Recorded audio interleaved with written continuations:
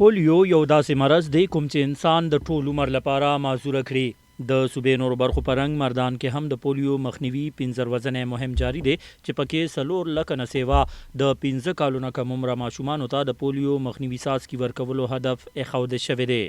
د روان پولیو مخنیوي مهم په هکله ډیپټي ډي ایچ او مردان اکرام الله صافي سونو پښتونخوا ته صدا رنګ ویلي دي.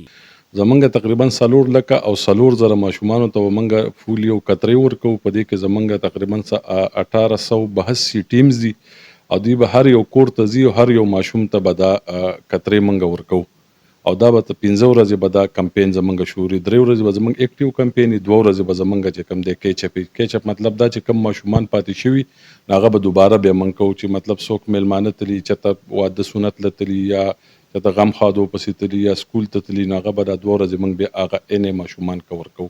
د مردان ډیپټي ډي ایچ او ویلي دي چې دوی خپلو ماشومانو ته هم د پولیو مخنیوي څاڅکي ورکوي. د ویکسین کې داسې قسمه هیڅ خبره نشته کوم چې د اندېښنې سبب وي.